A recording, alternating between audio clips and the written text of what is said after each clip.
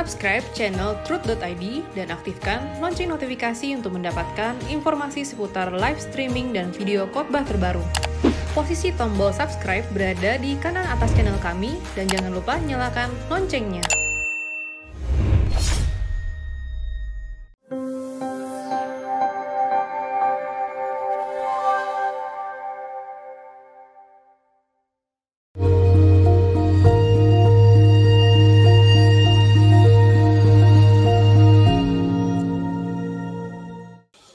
Kita kembali ke Anda Bertanya, Alkitab Menjawab, episode 141 ya.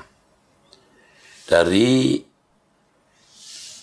ibu-ibu usia 70 tahun 9 bulan. Waduh, sampai bulannya ditulis ya. 0815 8801 dan seterusnya. Salam yang terhormat Bapak Pendeta Erastus Sabdono, saya janda, suami meninggal tahun 2011. Seperti semua para pecinta suara kebenaran dan penanya ABAM, rata-rata mengucap syukur kepada Bapak di surga yang sudah mengizinkan kami bertemu dan mengenal khotbah dan lagu-lagu rohani Bapak Erastus Sabdono lewat Truth.id. Terima kasih tiada terhingga kepada Bapak Erastus dan keluarga, juga tim Rehoboth GSKI dengan keluarga besarnya. Tuhan Yesus memberkati. Amin. Pertama saya mau ucapan syukur dan terima kasih sebab baru kali ini saya mendengar penjelasan tentang ayat yang saya imani walau nggak tahu artinya dari tahun 1980-an. Terpuaskan kerinduan saya tentang Ibrani 11 ayat 6 melalui SK 22 September 2020. Saya mendengarkan dengan serius. Tuhan Yesus memberkati. Amin. Oh iya, Ibrani 11 ayat 6 saya khotbahkan secara berseri dalam banyak pertemuan, mungkin 1,5 bulan ya. Nanti akan saya sampaikan lagi dari ayat ini. Pertanyaan saya soal doa sepakat di Matius 18 ayat 19. Saya bersepakat doa bersama teman saya, seorang wanita muda sekarang usia 49 tahun. Punya 2 anak laki-laki, tapi sejak 2008 suaminya pergi sampai sekarang nggak pulang. Anaknya selesai kuliah sudah berhasil bekerja mapan. Satu lagi baru SMA kelas 2. Ibu muda ini pernah mau bunuh diri. Makanya saya ajak doa sepakat dengan saya, walau jarak jauh.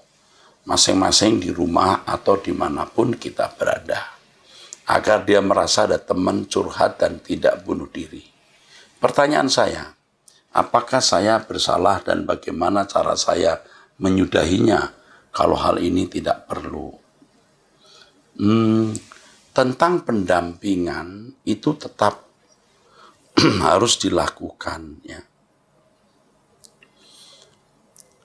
Maksud doa sepakat itu doa bersama ya, tapi kalaupun tidak ada waktu lagi untuk doa bersama, ya tidak apa-apa. Tetapi yang penting pendampingan untuk saudari ini harus tetap dilakukan. Ya.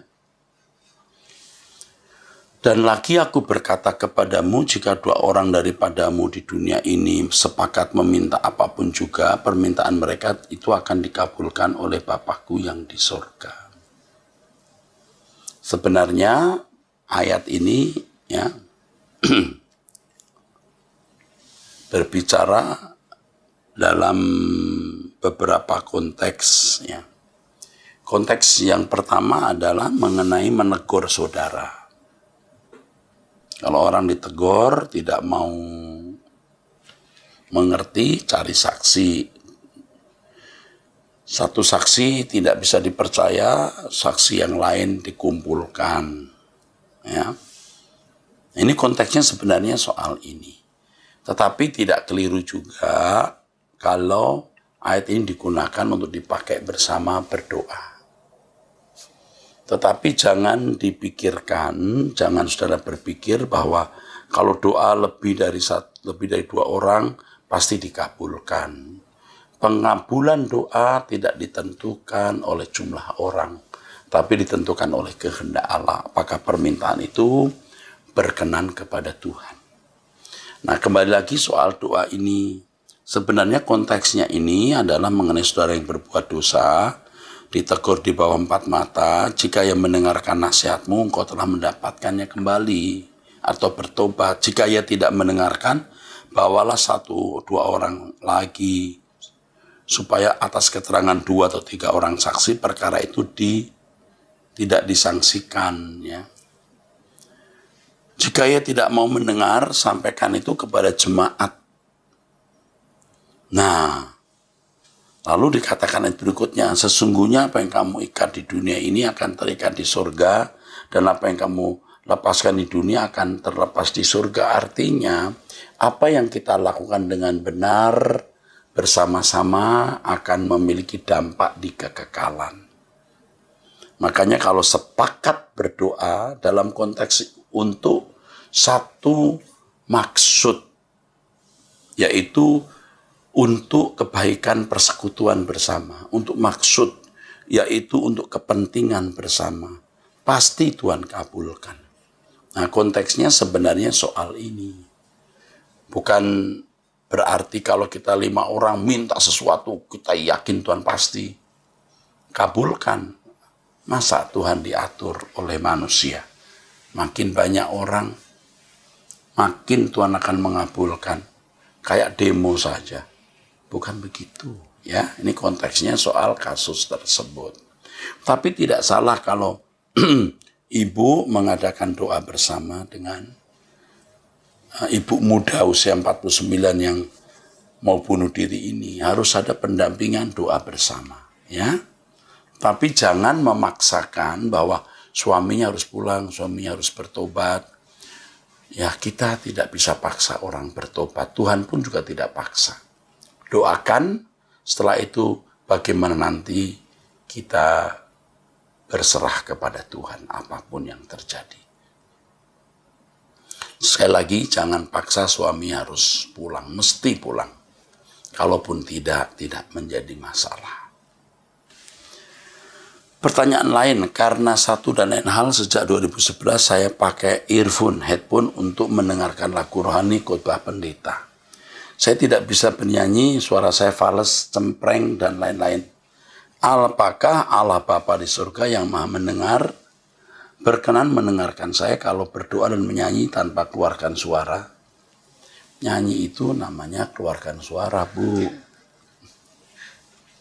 Kalau tidak mengeluarkan suara namanya bukan nyanyi. Itu pun bukan nyanyi, itu bergumam atau bersenandung. Jadi nyanyi saja. Tapi sekali-kali kita dalam doa atau nyanyi dalam pikiran. Bisa. Tapi kalau nyanyi ya dengan mulut, mempersembahkan buah bibir, kata Alkitab itu bibir. Cuma komat kami dalam mulut dan hati saya. Oh boleh sekali-kali begitu. Tapi kalau nyanyi, fales tidak menjadi masalah. Fales di bibir, fales di suara, tapi tidak fales di hati, Bu. Apalah artinya suara bagus, vokal bagus, tidak fales, tapi hatinya fales. Ya, Ibu jangan merasa doa nyanyian ibu yang fales tidak didengar. Allah mendengar. Jangan-jangan di sana di-convert. Di sini fales, di sana sampai telinga Bapak tidak fales karena malaikat ikut menyanyi. Ya. Puji Tuhan Yesus dan terima kasih bila Bapak Erastus berkenan menjawab masalah saya. Salam, hormat, dan doa kami sehat bahagia bersama keluarga dan tim Rehoboth GSKI. God bless you, amin. Amin, Bu. Terima kasih. Puji Tuhan, Ibu mempercayai kami dan kita pulang bersama ke surga. 0813, saudaraku, 9.009 dan seterusnya dari Semarang, laki-laki usia 38 tahun. Salam Pak Pendeta, sejak mulai 3 tahun yang lalu, saya mulai serius mengikuti pengajaran firman yang Bapak Erastus sampaikan. Saya merasa bertumbuh dan belajar banyak soal pemahaman tentang Alkitab dan kehendak Allah. Mohon tidak dibaca, sebutkan. Oke. Tentang Alkitab dan kehendak Elohim Yahweh. Selama ini saya beribadah di Gereja Baptis Indonesia. Tapi saya merasa kurang bertumbuh soal pemahaman dan firman yang diberikan gembala sidang saya. Walau saya nyaman di gereja tersebut.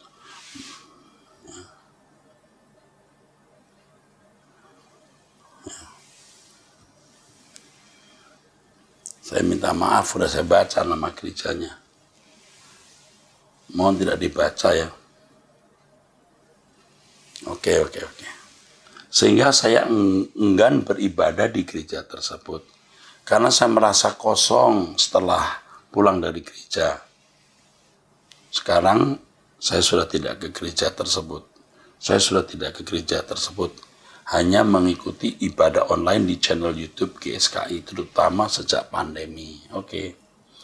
Permasalahannya atau pertanyaan yang mau saya sampaikan saat ini, status saya masih simpatisan, bukan anggota tetap gereja tersebut. Saat saya berkunjung ke teman pendeta saya, dia mempertanyakan keanggotaan saya.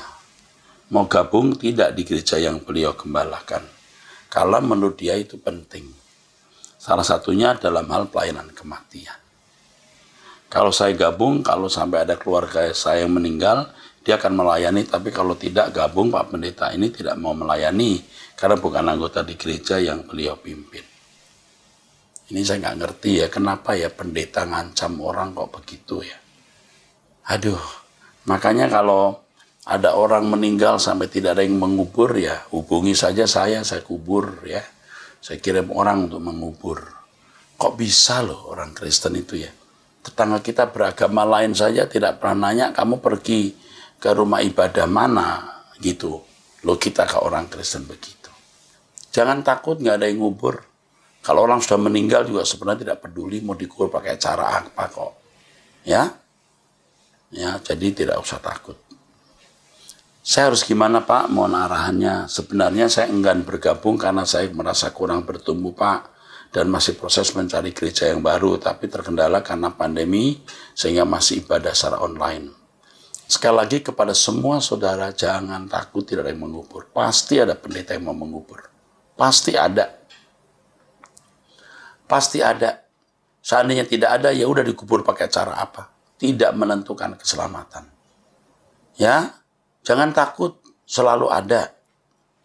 Kalau Anda punya kesulitan juga saya bersedia membantu. Sudah jelas kan nomor telepon Anda bertanya Alkitab menjawab ya. Tentu kalau saudara ada di ujung pulau ya tidak bisa ya. Atau paling tidak kita menghubungi pendeta di mana tolong dibantu dikubur. Ini nggak ada urusan, nggak melanggar hukum siapa pendeta yang mengubur. Cuman etikanya kalau kita di gereja A ya pendeta A yang mengubur. Jangan anggota gereja A, pendeta gereja B yang mengubur. Nah itu bisa menimbulkan perasaan tidak enak. Kami kesulitan mencari gereja yang dekat lokasi karena kami punya anak berkebutuhan khusus autis. Beberapa kesempatan kami merasa kurang nyaman karena anak kami terkesan mengganggu jemaat lain ibadah karena teriakan dan pola tingkahnya. Sebenarnya kami rindu ibadah di gereja dan gereja yang menerima kami apa adanya Pak. Saya ingin keluarga kami bersama-sama kelak di langit baru, bumi baru Pak. Terima kasih. Ya sayang ini ada di luar kota. Kalau ada di Jakarta, di gereja kami itu ada kebaktian sekolah minggu khusus untuk anak-anak yang berkebutuhan khusus. Selalu ada.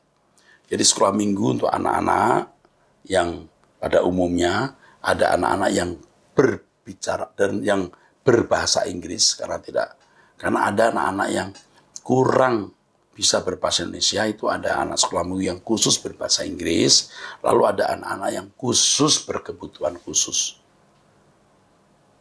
Nah ini kami pandang istimewa dan untuk anak yang berkebutuhan khusus termasuk autis ini kami memberi perhatian ya. Kami juga punya aktivis juga yang mengerti soal autis supaya diperhatikan. Harus ada ya. Terima kasih ya, saya senang ya membaca ini. Saudara ini, Anda bisa tahu nomor telepon kami ya, apa yang bisa kami bantu. 0812 9068 6 dan seterusnya. Salam Pak Erastus, saya mau bertanya, saya hobi membaca buku dengan genre romans, pertukangan dan misteri. Kalau saya sudah membaca suka ketagihan sampai habis baru selesai. Saya mau bertanya Pak, saya suka merasa bersalah saat suka membaca. Karena saya sering teringat dengan pesan Bapak untuk meninggalkan dunia dengan kesenangannya. Apa boleh saya membaca selain Alkitab? Oh ya boleh. Membaca buku-buku, saya juga membaca buku-buku yang lain. Tapi sekarang makin tidak baca buku atau hampir-hampir tidak baca buku karena waktunya tidak ada. Bukan hanya Alkitab yang kita baca, buku yang lain. Tetapi buku yang lain itu berfaedah enggak? Bermanfaat tidak? Dan Anda harus selektif. Buku yang tidak bermanfaat tidak usah dibaca. Bacalah buku-buku yang bermanfaat. Roh Kudus akan memimpin Anda untuk itu. Sama dengan film kan. Bukan tidak menonton film, tapi film mana yang bermanfaat dan mana yang tidak. Oke? Ya. 0812 9559 dan seterusnya. Salam Pak Gembala, mohon dijelaskan Pak maksud roh, air, dan darah. 1 Yohanes 5, 6, 8. 1 Yohanes 5, 6, dan 8. Inilah dia yang telah datang dengan air dan darah, yaitu Yesus Kristus. Artinya datang sebagai tubuh manusia. Ia lahir dari rahim Maria. Air dan darah kan bicara soal metabolisme tubuh kita. Bukan saja dengan air, tapi dengan air dan dengan darah. Dan rohlah yang memberi kesaksian, karena roh adalah kebenaran. Dan ada 3 yang memberi kesaksian di bumi, roh dan air dan darah, dan ketiganya adalah satu. Terima kasih Pak khotbahnya yang semakin mengubahkan. Dan rohlah yang memberi kesaksian, karena roh adalah kebenaran. Ada 3 memberi kesaksian di bumi, roh, air, dan darah. Ini bisa menunjuk bahwa Yesus benar-benar menjadi manusia. Dan ini menyatu di dalam dirinya. Dan sebenarnya ini ada urusan dengan Allah Tritunggal, tapi tidak saya mau bicarakan di sini. Air, roh, air, dan darah.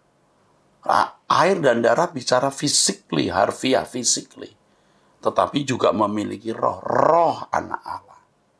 Dan itu yang menjadi kesaksian bahwa anak Allah benar-benar menjadi manusia. Ini khususnya kalau kita melihat konteksnya, saudara-saudara sekalian, kita membaca 1 Yohanes pasal 5 ayat 6 dan 8. Kita lihat dulu ya.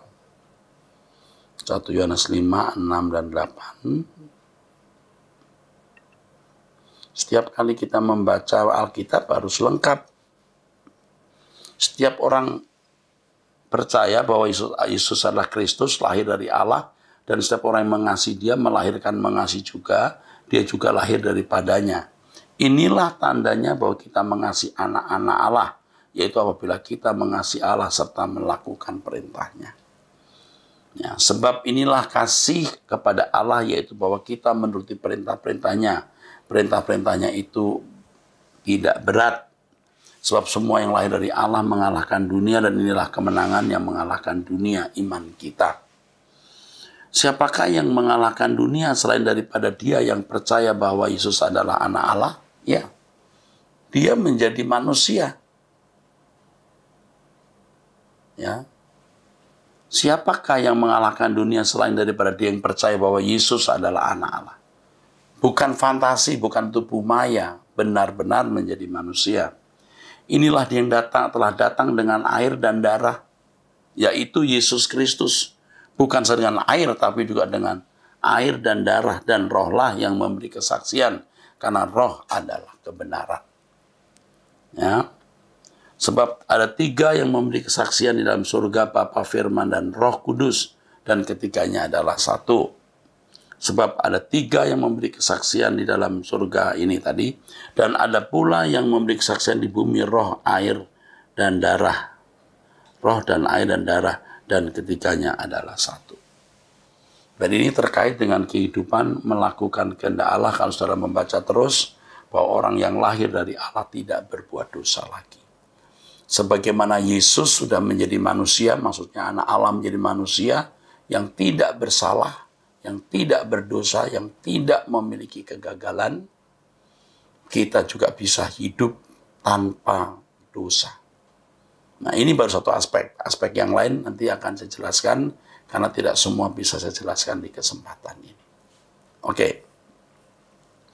0878 8272 0 dan seterusnya, wanita usia 33 tahun ya. Salam Pak Era, saya punya masalah yang cukup berat Pak. Dan saya tahu apa yang saya lakukan sangat mengecewakan orang tua, terutama hati Tuhan. Jadi ceritanya adalah pada tahun 2014 saya melakukan kesalahan yang cukup fatal. Saya melakukan penggelapan dana kantor. Di mana saat saya belum sempat menggantinya, saya ketahuan lebih dulu oleh pihak kantor, sehingga orang tua saya harus mengganti semuanya. Karena saya malu untuk terus bertahan di kantor tersebut, saya resign.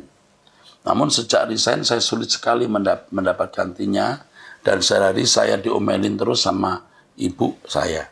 Selain itu, sejak peristiwa itu, saya merasa amat bersalah, dan merasa tidak layak mendapat belas kasih Tuhan.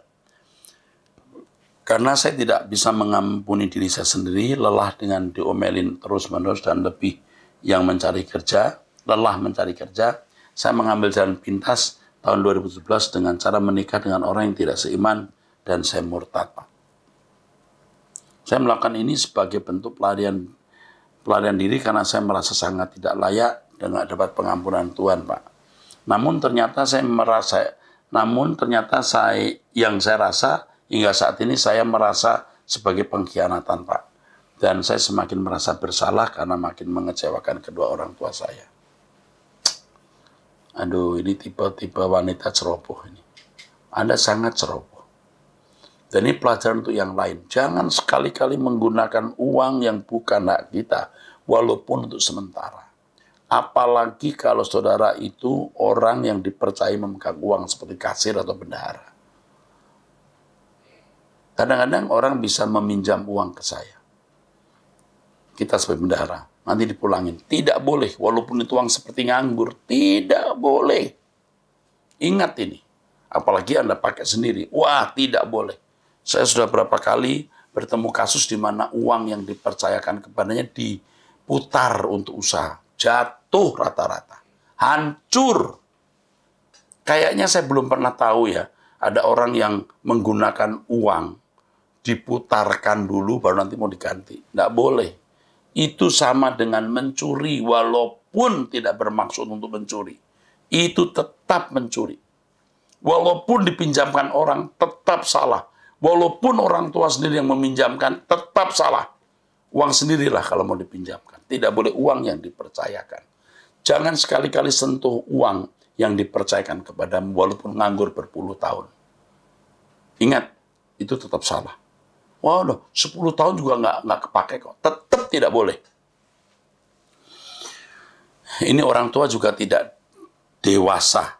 Orang tua pikul kesalahan anak. Anak sudah salah, ya sudah. Jangan diomelin terus. Untung nggak bunuh diri nih wanita. Orang tua harus tahu diri. Anakmu itu bisa dijegal kuasa gelap. Dia tidak ingin punya kelakuan yang membuat orang tua susah. Nih lihat, anak ini. Wanita ini juga susah hati sebenarnya. Seandainya orang tua tidak ngomelin dia terus, malah dia juga merasa bersalah kok. Dia akan berusaha mengembalikan. Forgive and forget it. Ini orang tua juga mungkin matre ya. Jangan. Sekarang malah kehilangan anak pindah agama. Puji Tuhan wanita ini masih di dalam lingkungan Tuhan. Syukur nanti bisa dibawa balik kepada Tuhan. Mesti dilayani pribadi ini. Saya sungguh merasa terhilang dan kehilangan arah Pak sekarang. Saya tahu dan sadar Pak apa yang saya lakukan sangat amat bersalah dan saya benar-benar pendosa Pak. Tapi saya juga takut Pak kalau misalnya saya nanti mati saya sungguh terhilang Pak. Oh iya, Anda kalau mati masuk neraka ini. Tapi sekarang Anda sadar Anda bisa balik. Nanti akan dilayani. Kami akan melayani Anda. Ya, kalau kami melayani tidak harus masuk anggota gereja kami, tapi baliklah kepada Tuhan Yesus. Ya, aduh sedih nih dengar begini. Ini Anda ini ceroboh, tidak boleh begitu. Anda makin rusak. Jangan merasa Anda tidak layak diampuni. Yesus datang ke dunia mati di kayu salib itu untuk orang-orang seperti kita. Seperti saya yang brengsek, Anda yang brengsek. Kalau kita tidak brengsek, Yesus tidak perlu datang dan mati di kayu salib. Tahu? Jadi kita minta ampun, Tuhan mau mengampuni. Kalau kita bisa menyadari kesalahan, minta ampun, itu sudah menjadi kesukaan Tuhan juga. Tuhan senang kalau kita sadar kita salah, kita minta ampun, Tuhan pasti mengampuni. Saya bingung Pak, harus berbuat bagaimana sekarang ini. Apa saya masih layak Pak dapat pengampunan Tuhan dengan semua kesalahan dan pengkhianatan saya? Sangat bisa. Kondisi saat ini sudah punya anak juga Pak, satu. Saya khawatir juga dengan nasib anak saya karena saya jadi belum bisa benar-benar ajar anak saya yang kasih. Anak saya tentang kasih Tuhan. Sekarang masih ada kesempatan. Mohon pencerahannya Pak, kira-kira langkah apa yang harus saya lakukan? Terima kasih Pak, Tuhan Yesus memberkati. Ini masih menikah dengan pria yang tidak seiman itu atau sudah putus nih? Nggak jelas kan? Ya. Terus nggak diceritakan, mungkin sudah cerai mungkin. Ya. Oke. Yang Anda lakukan ikut Truth YouTube, Truth ID. Ikut YouTube Truth ID. Dengarkan khotbah saya terus, datang minta ampun kepada Tuhan. Jangan bertindak ceroboh dulu. Lalu akan dibimbing oleh orang kami supaya Anda tidak kehilangan arah. Ya, ini tidak bisa saya jawab semua, nanti konselor akan membimbing Anda. Ya. Kondisi saat ini punya anak satu, ya. Coba yuk bertobat, Tuhan akan pasti pulihkan, pasti hidupmu dipulihkan. Bahkan nanti Anda akan bisa membalas kebaikan orang tua. Tuhan kuat, Tuhan berkuasa. Ya, bukan untuk kepentingan kesenangan kita sendiri, tapi untuk kemuliaan namanya. Saudara minta ampun, saudara bertobat. Ya, oke. Saya teruskan. 0852 583 5360 ya. Oke deh, sorry ini saya sudah baca jadi. Dan saya baca enggak jadi deh. Ya. Saya teruskan 0822 8544 7 dan seterusnya. Wanita usia 48 tahun dari Kepulauan Riau. Salam Pak Eras yang terkasih dalam Tuhan Yesus. Seolah-olah Bapak adalah konkordansi Alkitab bagi kami sekeluarga. Saya selalu mengikuti Abam dari saya 1 sampai dengan saat ini 120. Mohon penjelasan dari Matius 5, 40, 41, 42. Kiranya Tuhan Yesus menyertai, memberkati, menyertai, memimpin, melindungi Bapak dan keluarga. Amin. Terima kasih banyak untuk Bapak Erastus. Tuhan Yesus memberkati. Mohon jika sudah launch buku saya, bukunya, saya mau membeli bukunya. Dan semua memberkati senantiasa Bapak, Ibu administration sekalian. Kau tahu buku ini akan ya betul. Anda bertanya Alkitab Menjawab akan dibukukan. Sedang dibukukan. Kok tahu ini? Ini belum saya beritahu, tapi luar biasa Anda bisa tahu ya. Sedang dibukukan ya. Kami akan membukukan Matius 5, 40 sampai 42 ya. Matius 5. Mari saya bacakan, saudara. Saya ini kalau menjawab ini spontan, saudara. Saya belum membaca pertanyaan ini terlebih dulu, belum. Baru setelah membaca, baru saya tahu. Dan kepada orang yang mengadukan engkau karena menginginkan bajumu, serahkanlah jubahmu. Dan siapapun yang memaksa engkau berjalan 1 mil, berjalanlah bersama dia sejauh 2 mil. Ini sebenarnya hanya sebuah kiasan, tidak secara harafiah. Berilah kepada orang yang meminta kepadamu dan janganlah menolak orang yang mau meminjam daripadamu. Yang ayat 40-41 itu kiasan yang artinya jangan membalas kejahatan dengan kejahatan. Apa yang kamu suka orang perbuat kepadamu, buatlah. Kadang-kadang orang bilang, Bu, maaf ya Bu, saya boleh minta daunnya 2 lembar aja. Oh, ambil aja 5 lembar. Itu maksudnya. Saya lagi butuh banget, anak saya sakit. Misalnya orang bilang gitu. Saya perlu untuk uang muka di rumah sakit 500.000 Bu. Saya bisa minjem 500. Oh, enggak 1 juta aja res. Ya, itu bisa. Tapi tidak semua kita perlakukan begitu loh. Artinya kalau kita memberi tidak selalu harus sesuai dengan permintaannya. Bisa kita beri lebih demi kepentingannya. Ya, begitu saudara-saudara. Orang tukang sampah yang ambil sampah rumah kita, ya, dia tidak minta uang karena kita kan sudah tiap bulan memberi uang sampah.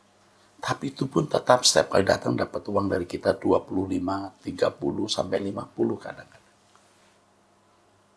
Nah, ini maksudnya, ya. Itu maksudnya. Lihat orang kecelakaan di jalan. Ya, tapi hati-hati, yang ini hati-hati yang saya mau ngomong ini. Tidak selalu ada kecelakaan kita tolong, jangan kita dikira yang mencelakai dia. Seperti ada seorang ibu yang satu kali saya lihat dikeroyok orang sepertinya karena dia nabrak motor.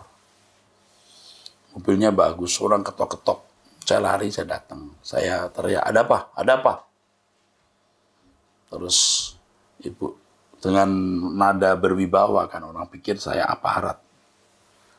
Ada apa ini? Ada apa ini? Enggak Pak, orang-orang asongan itu. Pedagang asongan bilang, enggak nih Pak, nabrak motor. Terus itu dicegat. Ya. Saya bisikin sama ibu, Bu tenang. Jangan buka pintu, tetap di dalam. Saya pendeta. Saya bisik lewat pintu kecilnya. Saya pendeta. Terus sambil nunggu itu polisi datang. Baru polisi datang, saya berbisik kepada ibu ini. Bukan ibu-ibu, sebenarnya wanita muda lah, usia 27, 28, atau 26 gitu. Telepon keluargamu, siapa yang bisa datang? Saya telepon. Udah aman-aman baru saya pergi. Nah, itu pun harus hati-hati, saudara. Dengan wajah begini rupanya saya lebih bisa dipercaya. Kalau saudara cungkring kecil, sipit, ya saudara ada apa, malah digebukin, saudara. Malah digebukin, saudara. Kalau saya dengan baju batik rapi, apa kan kelihatan kayak pejabat. Ada apa ini? Ada apa ini? Nah, kita nggak dimintain tolong, kita sudah menolong orang. Ya. Begitu, saudara. Dan sering kita akan diberhadapkan dengan masalah-masalah itu. Ya, kita akan diberhadapkan dengan masalah-masalah itu. Itu maksudnya ya. Jadi kita memberi lebih dari yang diharapkan. Jika itu memang dibutuhkan. Lalu ayat yang ke-42, berilah kepada orang yang meminta kepadamu dan janganlah menolak orang yang mau meminjam. Orang yang betul-betul meminta karena ada kebutuhan, meminjam karena ada kebutuhan. Bukan meminta karena memperdaya atau meminjam karena mau mengakali. Kalau meminta karena memperdaya, meminjam karena mau mengakali, jangan dikasih, jangan diberi. Ya, oke? Sampai bertemu di episode yang ke-142. Tuhan berkati.